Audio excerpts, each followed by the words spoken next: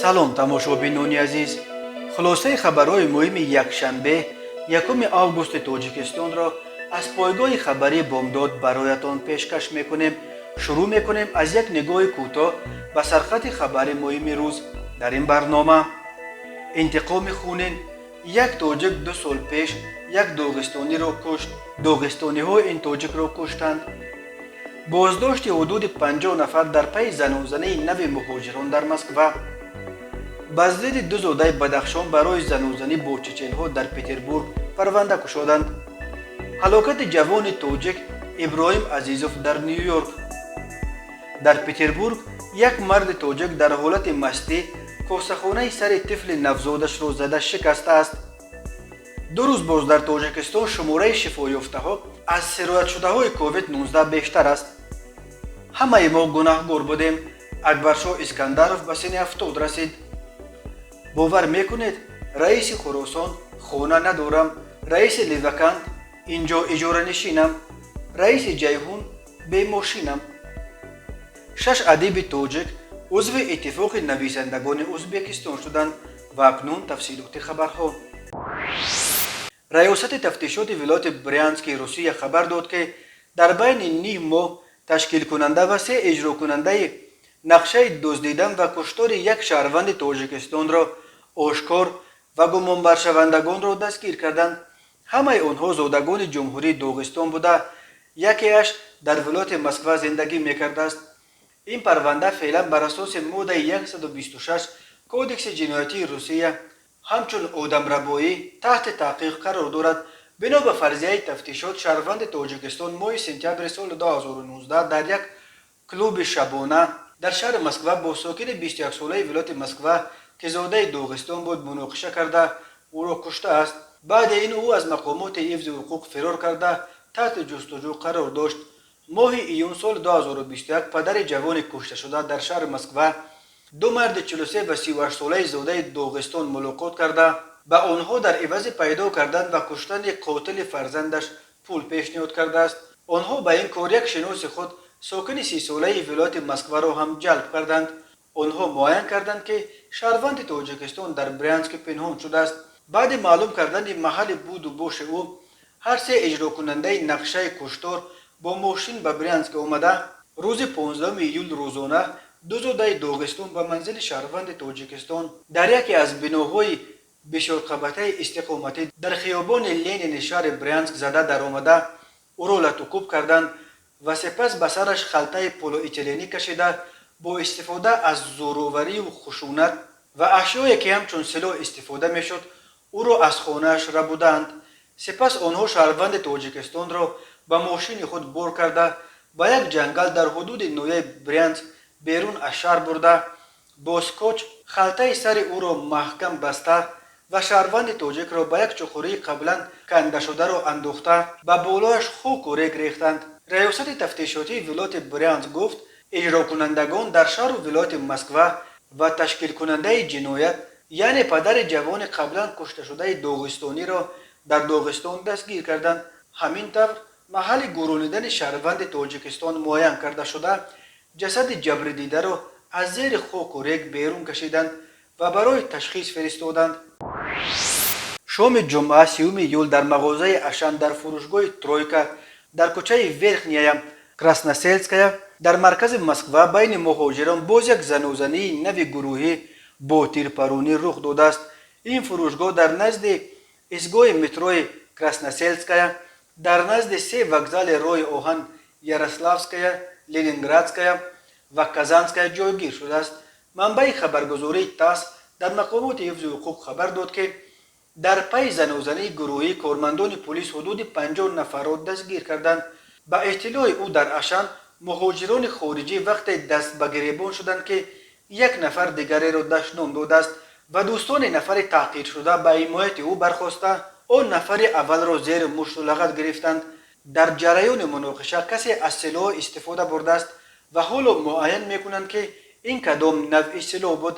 дар робита ба ин ҳодиса бар асоси қисми 2 моддаи 213 кодекси ҷиноятии Русия бо иттиҳоми авбошӣ гурӯҳӣ бо истифода аз силоҳ парвандаи ҷиноятӣ кушоданд. با اشتراکچیان مناقشه همچون جزا و جریمه به مبلغ بزرگ و دپارتاسیا و حتی تا 7 سال حکم زندان با دپارتاسیای بعدی از قلمرو روسیه تهدید میکند. در یکی از ویدیوهای نشر شده دیده می شود که دو گروه جوانان در نزد مغازه اوستین زنوزنی دارند. در ویدیو دیگر لحظه زنوزنی دو گروه در مغازه اشن ثبت شده است. در این ثبت دیده می شود که راهگذران با ندای بس کنید کوشش دارند که طرفهای درگیر را جدا کنند. بعد چند لحظه دیده می شود که اشتراکچیان زنوزنی از جای حادثه فرار کرده به هر طرف پراکنده می شوند. در چند هفته اخیر در روسیه یک سلسله زنوزنی ها بین مهاجران رخ داد. از جمله شب 12 ایول در نزد ایستگاه متروی کوزمینکی حدود 200 مهاجر اساساً زادگان قرقیزستان و تاجیکستان زنوزنی کردند. پلیس 103 نفر آنها را دستگیر کرد. روز 18 ایول زنوزنی با اشتراک حدود 20 نفر در شهرک اپریلوفکا در ولایت مسکو روی داد. شام 28 ایول در شهر سنت پتربورگ زادگان تاجیکستان و چچنستان از گریبان یکدیگر گرفتند. پلیس پتربورگ 166 نفر را دستگیر کرده 33 نفر را به حبس ماموری گرفت و به ضد دو زاده تاجیکستان پرونده جنایتی گشود. شماره افزاینده مناقشه ها و زنوزنی بین مهاجران در وقتهای اخیر مایه نگرانی جدی مقامات روسیه شده است. وزارت کارهای داخلی روسیه روز 28 ایول در سامانه رسمیش هشدار داد که از این به بعد مهاجران برای اشتراک در زنوزنی های عمومی بدون یگان چون و چرا از قلمرو روسیه دپارتاسیا کرده از حق بازگشت به این کشور محروم خواهند کرد. با قرار شورای کارشناسان اتفاق نویسندگان ازبکستان اخیر 6 ایجادکار تاجیک مقیم این کشور به عضویت این سازمان ادبی قبول کرده شدند. میراسرار فرغانی خبرنگار فرج در تاشکند خبر داد که شهادتنامه های عضویت را به نویسندگان یونس امام نظر و ظاهر حسنزاده، شاعران رسولبک احمدزاده، تختمیش باقیف و خسرو سعدالله، ادیبه جوان ملکه بختیار از شهرهای تاشکند، سمرقند اینچنین ولایت‌های فرغانه و سیردریا در یک مراسم خاص معاون رئیس اتحاد نویسندگان ازبکستان نادر جانوزوق سپارید است. قبلا یک عده از شاعران و نویسندگان تاجیک تبار ازبکستان از جمله شاعران پیمان، عبدالله صبحان، محمد جان شادی، جعفر محمد ترمیزی الکی به عضویت اتفاق نویسندگان آن کشور قبول شده بودند. 6 ادیب اخیر بنا به گزارش میراسرار فرغانی چند مقدم به عضویت این اتحادیه پذیرفته شده بودند ولی شهادتنامه های آنها را رسما در روز دوستی خلقها در ازبکستان هر سال 30 ایول تجلیل می شود به دستشان سپاریده شده است. شاعر زاده سغزمین رسولبک احمدزاده به عضویت اتفاق نویسندگان ازبکستان پذیرفته شدنش را مایه افتخار خود و پیوندان و دوستانش نامیده گفت به نوشتن شعر هنوز از سالهای مکتب خوانی شروع نموده ضمن تحصیل در رشته سخنشناسی دانشگاه دولتی خوجند با کمک استادان و شاعران شناخته تاجیک مهارت و ملکه‌اش را تکمیل داده است. در تصور بسیارها منصبداران تاجیک افراد به نظر می نمایند که از حساب منصب پول و ثروت فراوان جمع آورده صاحب قصر و کوش و ماشین‌های قیمت‌بها شدند. بهترین ناز و نعمت دنیا را می خورند و می نوشند و بهترین لباس دنیا را می پوشند. ولی آیا این تصور تا کجا درست است و آیا در واقع همه منصبداران تاجیک چنین بای و ثروتمند و به قول مردم دنیا دارند؟ خبرنگار هفته‌نامه فرج با استفاده از نشست‌های خبری نیمساله رهبران شهر و نواحی وادی وخش تلاش کرده است تا درباره دارایی‌های رئیسان این منطقه از زبان خود آنها معلومات بگیرد. رئیس ناحیه خراسان الهام احمدزاده روز 3 ایول در نشست خبریش در پاسخ به سؤال خبرنگاران گفته است که در حال حاضر یگان دارایی ندارد. رئیس ناحیه گفت که یک خانه داشت که آن را هم با نرخ 110,000 سامانی فروخته است. حتی ماشین شخصی هم ندارد گفته است او. ولی احمدزاده افزوده است که اما نیت دارم برای خودم یک خانه بگیرم. روز 29 ایول در نشست خبری در شهر توس دارایی رئیس این ناحیه جبار غفاروف مسئولان این ناحیه عبارت تنها از یک منزل استقامتی گفتند و خلاص.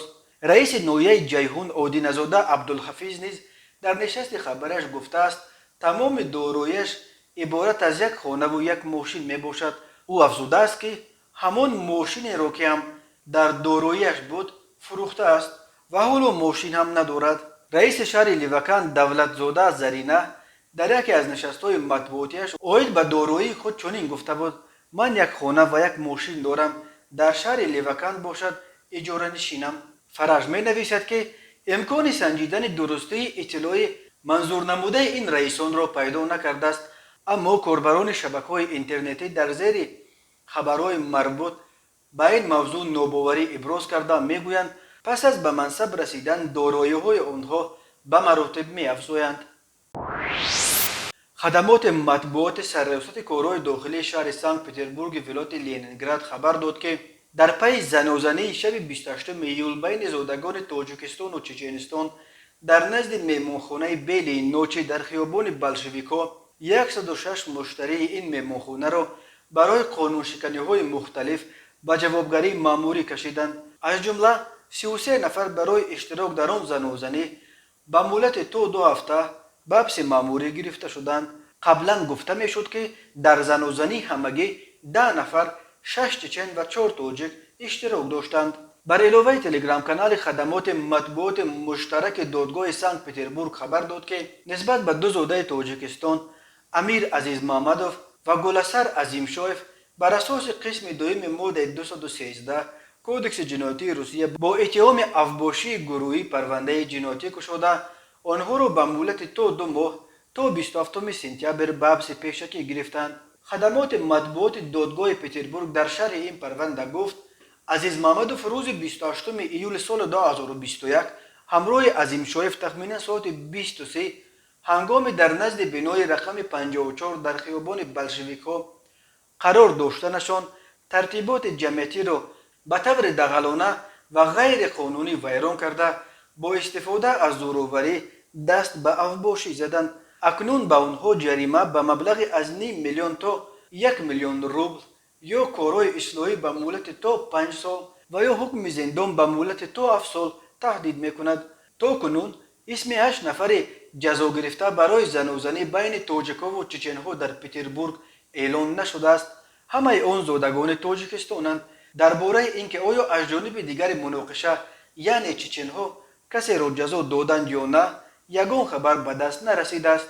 بامداد قبلا خبر داده بود که دادگاه نویه نیوه شهر سنت پترزبورگ روز 30 ایول 6 زاده تاجیکستان را که در پی زنازنی شب 28 ایول بین زادگان تاجیکستان و چچنستان در نزد مهمانخانه بیلی نوچی در خیابان بلشویکا دستگیر شدند. بر اساس قسم یکم ماده 19 کودکس حقوق ویرانکنی مأموری روسیه در سرکشی از اجرای امر کارمندان پلیس گناهکار شناخته آنها را به مهلت از 10 تا 13 شبانه روز به حبس مأموری محکوم کرد. یک مرد 27 ساله از تاجیکستان در شهر سنت پترزبورگ روسیه به آن ایبدار می شود که هنگام مناقشه اویلوی با همسر 27 سالش از ازبکستان مشتش اشتباهاً خطا رفته به سر پسر 2 ماهش برخورده است. کودک بیچاره از قضا هنگام مناقشه والدانش در دست مادرش بوده است. این حادثه در یک منزل در کوچه انگلیس در ناحیه ویبورگ روی داده است. کودک را در حالت وزنین صبح 13 ایول به بیمارخانه شهری کودکانه رقم 2 آوردند. به گفته طبیبان بر اثر ضربه مغز سر کودک جراحات وزنین برداشته کوسه‌خانه سرش شکسته است و طفل نوزاد کنتوزیا گرفته است. وضع سلامتی او وزنین ارزیابی می شود و طبیبان برای نجات جانش مبارزه می برند. بنا به اطلاع رسانه‌های محلی والدان کودک اول گفتند که او خودش ناگهان افتاده جراحات برداشته است ولی پلیس به این فرضیه باور نکرده است. هنگام بازپرسی مادر کودک اقرار کرده است که پدرش هنگام مناقشه میخواست او را بزند ولی مشتش خطا خورده به سر کودک رسید. بر اساس عریضه مادر کودک پدر مشزور او را دستگیر کردند. اول نسبت به وی با اتهام ویران کردن قانون‌های مهاجرت پروتکل ترتیب دادند ولی علیه شام شنبه اعلان شد که نسبت به این زاده تاجیکستان بر اساس قسم دوم ماده 111 کودکس جنایتی روسیه با اتهام رسانیدن آسیب وزنین به سلامتی کودک خردسال پرونده جنایتی گشوده او را به حبس گرفتند. тафтиши ин парвандаро мақомоти тафтишотии ноҳияи Виборг пеш мебаранд. ба падари муждур акнун бар асоси ин банди қонун то 10 соли зиндон таҳдид мекунад. бино ба охирин омори вазорати тандурустии Тоҷикистон ки шоми 31 июл нашр шуд, дар як шабона рӯзи охир дар ҷумҳурӣ 78 ҳолати нави сирояти сокинон ба коронавируси нави COVID-19 сабт шудааст. дар ин муддат 86 нафар аз коронавирус шифо ёфта, хушбахтона ягон ҳолати фавт аз ин вирус сабт нашудааст. бар асоси омори расмии вазорат инак 2 рӯз боз дар Тоҷикистон таносуби байни сироятшудагон ва шифоёфтагон тамоили мусбат касб кардааст ва шумораи шифоёфтагон аз ҳолатҳои нави сироят ба коронавирус бештар аст. тибқи омори расмии ола дар Тоҷикистон чӣ дар шароити хона ва чӣ дар бемористон дар умум 405 нафар ба коронавирус сироят шуда таҳти табобат қарор доранд. вазорат қаблан гуфта буд ки ба ҳисоби онҳо ҳар нафари панҷум дар Тоҷикистон ин бемориро дар шакли вазнин мегузаронад. дар маҷмӯъ аз аввали пандемия то шоми 31 июл дар Тоҷикистон 15082 нафар гирифтори коронавирус шуда, аз ин шумора то поёни моҳи июл 14556 нафар ё 96.5 аз ҷамъи сироятшудагон шифо ёфтанд ва мутаассифона 121 нафар фавтиданд. вазорати тандурустӣ танҳо дар моҳи июл аз коронавирус фавтидани 31 нафарро таздиқ кард. июл ба ин тартиб пурқурбонитарин моҳ аз лиҳози маргу мири сокинон аз коронавирус аз замони шурӯъи пандемия дар Тоҷикистон шуд. акбаршоҳ Искандаров, яке аз сиёсатмадорони хушноми тоҷик, раиси собиқи шӯрои олии Тоҷикистон ва собиқ иҷрокунандаи вазифаи президенти ҷумҳурӣ дар солҳои 1992 рӯзи 1 август ба синни мубораки афтод расид. акбаршоҳ Искандаров 1 августи соли 1951 дар деҳаи кеврони ноҳияи қалъаи Хумб, ҳоло дарвози вилояти Мухтори Кӯҳистони Бадахшон ба дунё омадааст. ӯ ибтидо донишкадаи политехникӣ ва соли 1979 донишгоҳи давлатии Тоҷикистонро хатм карда, баъдан дар мактаби олии партиявии Тошкент низ таҳсил кардааст.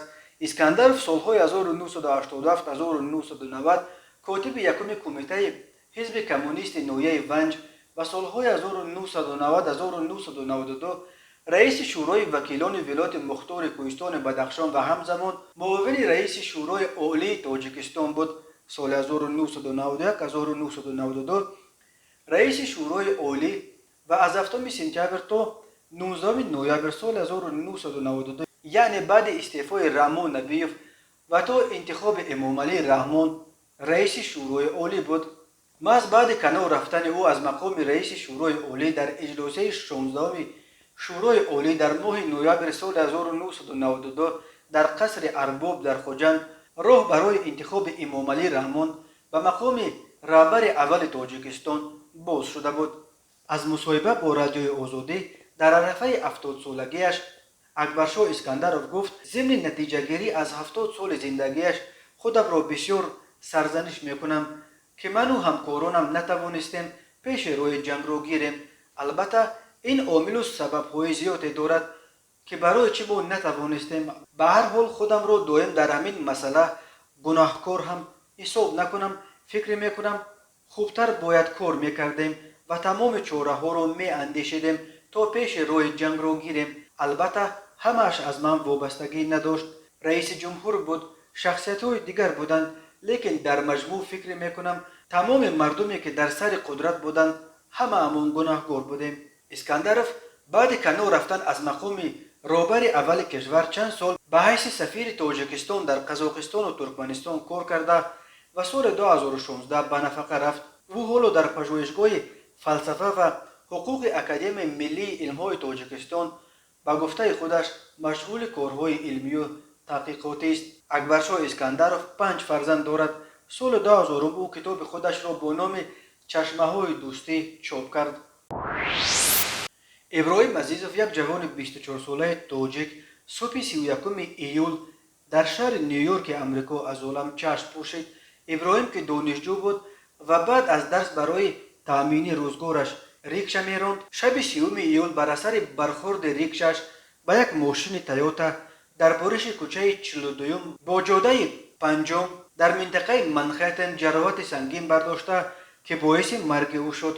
درباره مرگ این دانشجوی توجیک در اینستاگرام، ژورنالیست توجیک مقیم نیویورک طلبشو مقیم که در امریکا نیز با ریکشه‌کشانی روز میبرد خبر داد. طلبشوی مقیم با برچیدن عکس‌های ابراهیم عزیزوف در زیر یک نوای غم‌انگیز نوشت: ابراهیم جوان با تربیت و باسواد، ورزشکار، دارای خصلت‌های نیک انسانی، جوان با ننگ و ناموس و وطن‌دوست بود. در وقت‌های فارغ از درس در سه‌چرخه مسافربری ریکشا کار میکرد. همه رانندگان این جاده که از کشورهای گوناگونند برای او امروز با چشم گریان یاد نیک دارند. ابراهیم جوانمرگ اکنون نقشه‌های خود را ناتمام گذاشت و آرزوهای پدر و مادرش را با خود برد. بنا به گزارش پلیس، صدمه شب جمعه 3 ایول ساعت 23:15 رخ داده. ریکشا ابراهیم عزیزوف با 3 مسافر، یک زن 46 ساله و 2 دختر 14 ساله، به قفای جیپ تویوتا تحت اداره ماریو ساگاستوم گونسالس از استنفورد ایالت کنیکتیکوت برخورده است. راننده جیپ به حرکتش ادامه داده است و پلیس بعداً ماشین او را در نزد یک بنا در کوچه 32 در محله کیپس بی پیدا کرده است. در نتیجه صدمه راننده و هر 3 مسافر ریکشا را با جراحت‌های وزنین به بیمارستان بلیویو بردند، ولی طبیبان ابراهیم عزیزوف را که در محله برایتون بیچ در منطقه بروکلین نیویورک زندگی میکرد نجات دادن نتوانستند. ابراهیم عزیزوف طور از صحیفه‌اش در اینستاگرام برمی‌آید اول دانشگاه گوانچژو را در خطای ختم کرده، سپس برای ادامه تحصیل به آمریکا آمده است. او در صحیفه‌اش در اینستاگرام این شیوه را سرمشق کار در زندگی خود انتخاب کرده است: همه چیز همیشه خوب پایان می‌یابد، اگر نه پس شاید این هنوز پایان نیست. ولی مرگ فاجعه‌ای این جوان توجیک نشان داد که متاسفانه نه همه چیز همیشه خوب پایان می‌یابد. یادشان گرامی باد. تماشابینان عزیز، این بود مرور به خلاصه چند خبر مهم امروز تاجیکستان. خبر و گزارش‌های بیشتر از تاجیکستان و درباره تاجیکستان و اطراف آن را در سامانه پایگاه خبری بامداد پیگیری نمایید. www.bomdad.com. خوش باشید.